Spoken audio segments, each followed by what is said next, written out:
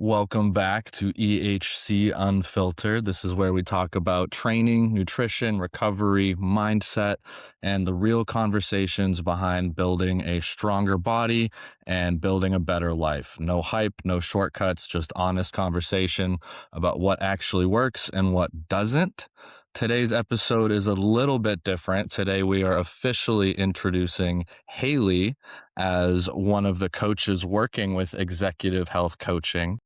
And now, to be clear, Haylee is coming in under me and learning the systems that we use with clients. But she also brings a lot of her own experience from the athlete side of things. So, Haylee, thank you for being here. Thank you for having me. I'm super excited. So, let's start off with you. When did fitness become a serious part of life for you? Um, Always. It's actually always been in my sphere. Like my dad had owned a gym way back in the early to mid 90s, and I was kind of born into that environment. I was a newborn and everyone around the gym knew me and they saw me kind of like grow up over the years. Eventually, he ended up selling the gym, but as he was raising me and my brothers, eventually my oldest brother got into football and I went to the gym with him all the time. And I started actually really training in the gym when I was probably 12, give or take.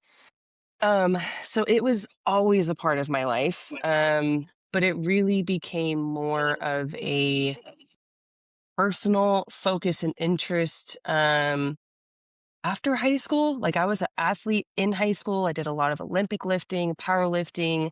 And then after high school, when it was really on me to kind of create some sort of consistency, I just kind of stuck with bodybuilding. And then I would go back and forth with Olympic lifting, powerlifting, bodybuilding, all in between.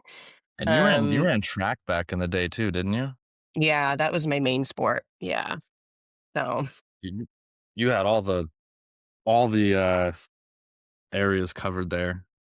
all of them, That everything. wasn't Here's the your thing. I was an individual sport person.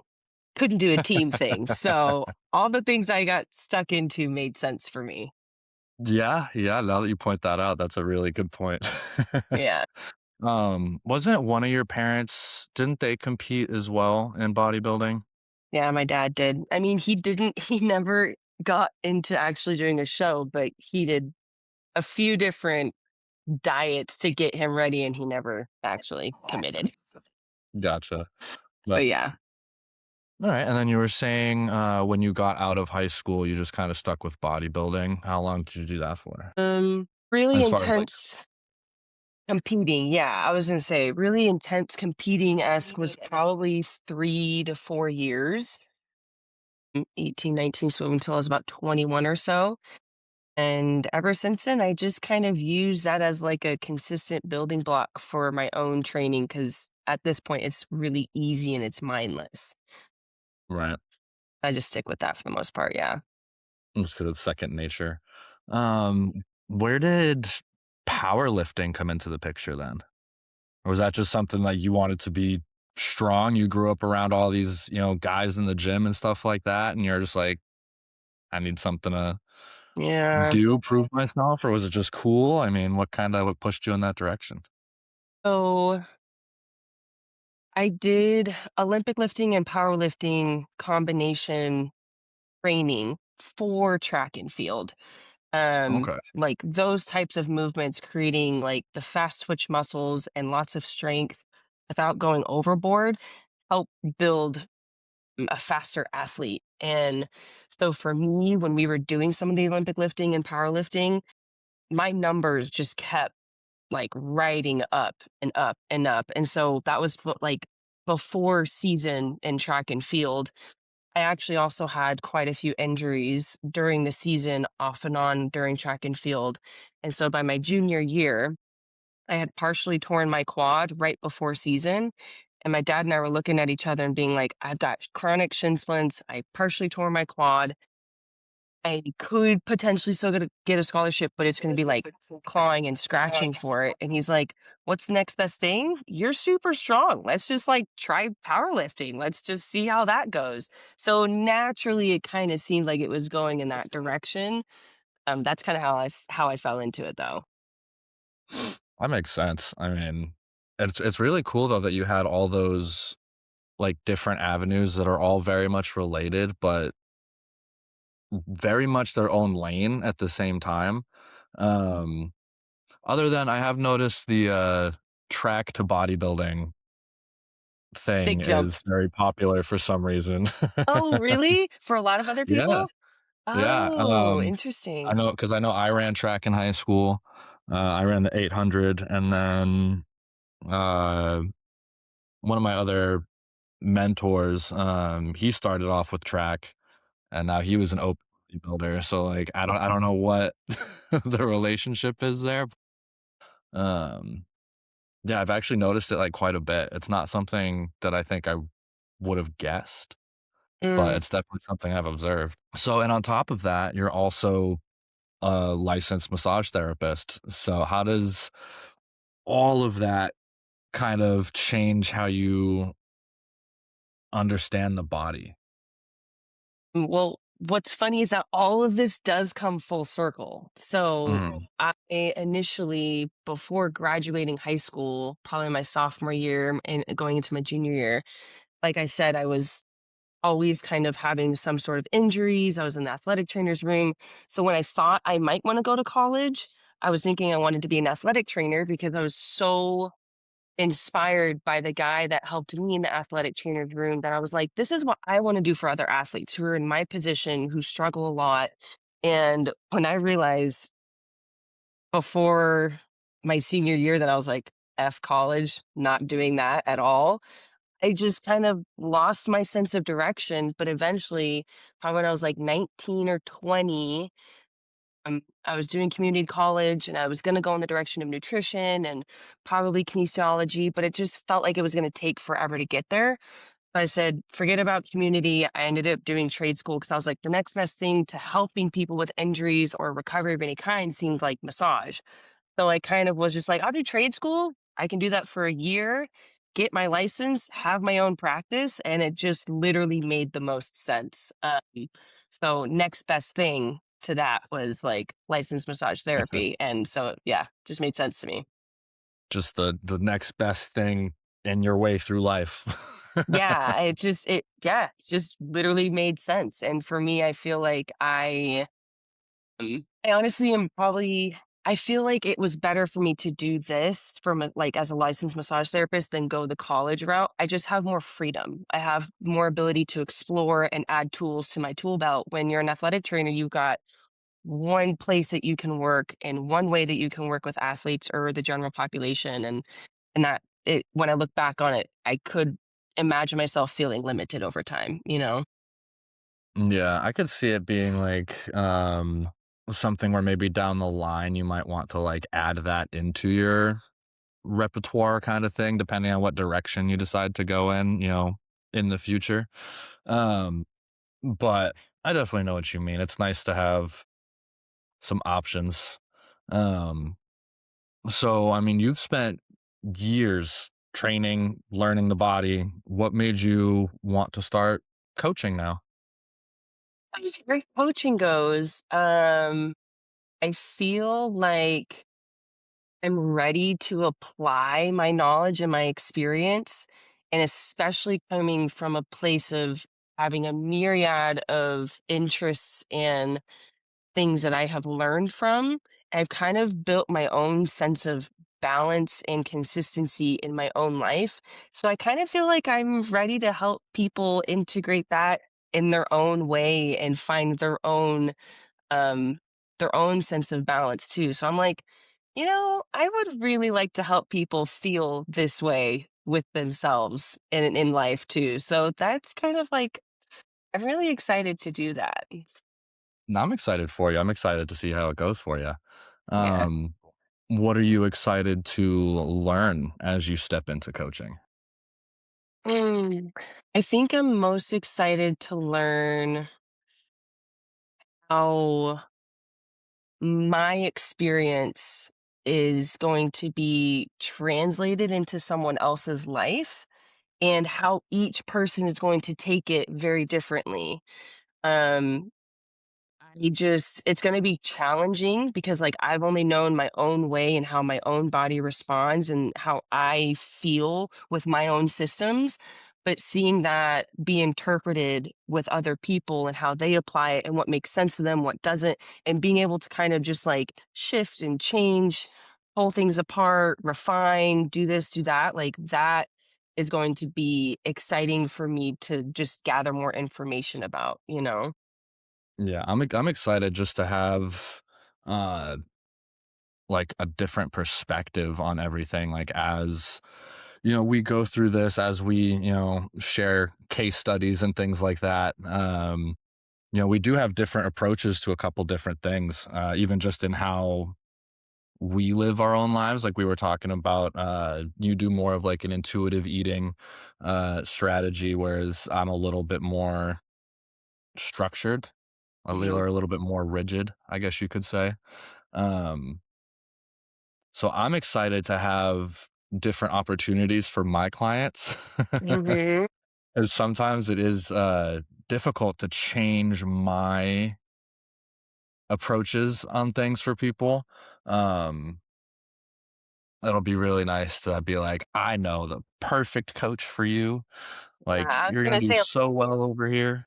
someone who needs the structure or the consistency in that routine is obviously gonna find you more, like, suitable for them, and then someone who needs a little bit more lax, a little bit more And I think freedom. I think you might be a little nicer than me.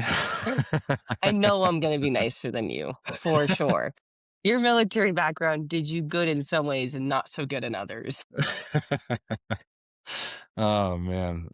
Yeah, so you're a little more empathetic and understanding, I think. Uh Welcome to so being I a think that'll woman. go a long way. Um but so when we talk about that, what are some expectations you have when someone does work with you? What are your non-negotiables? Have you thought about any of that? Little bit, and I always come back to the foundation of communication because especially if this is gonna be online training of any kind, I Mm. don't have immediate access to you in person. I don't get to see you on a regular basis. I don't get to check in on you and, like, know what's changing, how you doing, how did you sleep yesterday? Like, those aren't things I get access to unless you put it into the system like the Coach RX and, like, keep those things updated, but that is a level of communication I think is paramount and foundational because I can't help you with something that I don't know about. So keeping me in the loop Absolutely. on those things, like, that's a non-negotiable. Everything else I feel like can be figured out. That's my opinion. Well, that's even just this past weekend, like, not to throw any of my clients under the bus, but I'm gonna throw all of my clients under the bus.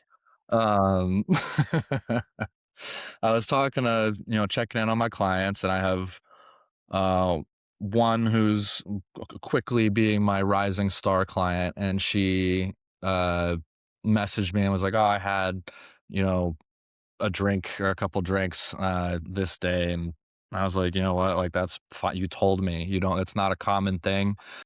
And you tracked it and you told me like you did all the right things. And I was like, as Mhm. long as we're not making it a habit, we're good. And then I have clients that are like, oh, by the way, I started adding this compound 2 weeks ago and I'm out of town for the next week. And I'm like, why Well, didn't I know wait. about any of this going into it? What do you Yeah. mean? Yep. I was like, you can't just do that. Yep. Just throw it in there. Because probably they felt bad about it, and then they just forgot that it happened or that it could affect them, and eventually they're like, "Oh, yeah, do this, this, and that. Oh, yeah, by the way, I'll be gone." And it's like, Yeah. that's again, the communication aspect is so important. And you'll notice really quick, like some people are just really good about it because like my rising star client, she has a trip coming up. So it's like, all right, you have a trip in like a month or 6 weeks or whatever, and I already know about it. Like that Mhm. makes planning for that so much easier. Yeah, that's a good point. Yeah, so those having that level of communication is definitely a huge touch point. And then otherwise, I'm gonna yell at them. But Yeah. excuse me. Hi, Suki. Cat's walking around. Um, so what does sustainable progress look like to you? So I know a lot of these questions are gonna be like kind of generic, so there's no right or wrong answers. I'm just probing your brain. Progress. Here's the thing, for me, I had this thought a few days ago that I have always watched people in like the health and nutrition space get really caught up about, oh, I've been off for like 3 weeks or 3 months. I'm about to get right back into it. And then they go super hard.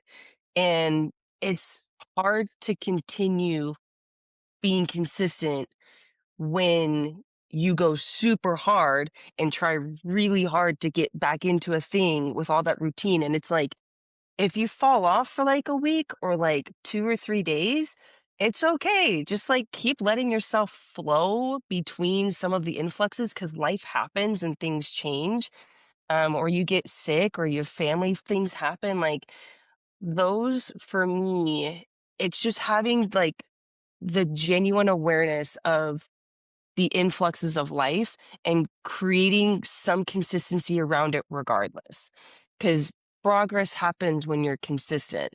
And the only way for it to be sustainable is when you're able to find a way to not go super long without big gaps of doing nothing and super long or even like really long time frames of being super hard because that's also not sustainable. Super high highs, you're gonna have a super low. So like finding where those lows and those highs aren't so drastic for me is a way to build progress no matter what. Like I constantly go in like influx between losing a bunch of body fat, getting really lean, and then putting on like 3, 4, 5, 6% or like 4 or 5 pounds. But like I'm always kind of still in this maintenance wave. And I feel like because of my approach in that way, like I just described, allows for that sustainability and that progress to continue. Yeah, I mean, I don't think I could have put it any better. It's yeah, uh, I didn't think about it before until like just now, but it's kind of like riding a motorcycle, right? So if you're just flooring it the whole time, like you're gonna crash. Like you got to be able to, let off on the gas, make those turns, go around obstacles, things like that. Um, and so when you know there are obstacles coming, that makes it even easier in theory. But Yes. yeah, I mean, it's that in theory is always a important little tidbit because it's like, yeah, should make it easier. Yeah, but that's Um, also why they call it defensive driving. Being able to take a quick turn or have a sense of awareness of when you need to adjust things yep. coming from on traffic, you know?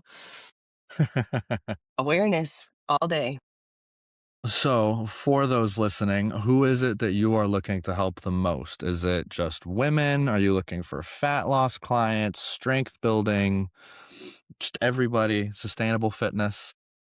I feel like genuinely anyone who resonates with me as a human being, as someone who they think they could trust and rely on to get them to their goals, that could be strength training, that could be some sort of athletic training, fat loss, maintenance, sustainability of any kind, like men and women, I'm also super open to. Again, I just anyone who feels like they resonate with me, I'm open to helping because I'm not gonna pick apart someone and be like, nah, I don't know if you're my kind. Like if they're looking to me for help, I'm willing to figure it out and like create a relationship and find a way with them. So I don't really mind. I think the only thing I'd stay away from, even though I have a background in Olympic lifting, that's not like my forte. I enjoy it, but I would never do it if I didn't have a coach, and I don't coach that way. So my hands are off on that one.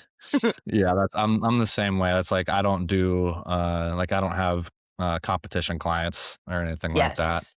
Um, Yes. so it's one of those things. Like I've thought about it. Like I could probably prep someone for like a bikini show. Yeah. Um, or especially with all the new categories that are out there now. I know. What is it? Fit model? Is that the new one? Yeah, it sounds right. I think so. I'm so far out of date on some of that stuff because it does keep changing, which is a good thing. I think updating it I don't depending even on like know, like where we're at. I don't even know what all the categories are now, I feel like, because I wasn't like, everyone else is, like, all about going to the Arnold and, like, all that stuff, which is cool, like, I would still love to do that one day, but, like, I don't track, like, other bodybuilders, I don't watch random people compete or Yeah. anything like that, like, it's not but that's also just me, I've never watched sports either, like, I've never been someone to Oh. follow a team or, like, anything like that, I never understood it. Hmm. So, yeah, I don't know, but, I think I could. I would be I was gonna say scared. I'm I would surprised be that I would be scared to take my first, like, like bodybuilding client. competition client. Yeah. Yeah. Would you prefer it to be a man or a woman? Honestly, most of my clients are women, the majority Yeah. of them. Okay. Um, or I will say, like, at least, I'd say, like, 60, 70% probably. Um, but they're also the best clients. I was just gonna ask you too, from your experience thus far, do you think men or women are more coachable? And maybe we should define what coachable is before It even stating that. that really does depend. I've had both from both genders. Yeah. You know, I've had one client who, she was, like, asking me all this stuff, and she was like, sent me something about a yogurt bowl and, like, wondered, like, if she could get a yogurt bowl in her plan, and I was like, "So you haven't looked at the document I sent you at all." And I was like, "Because you have one."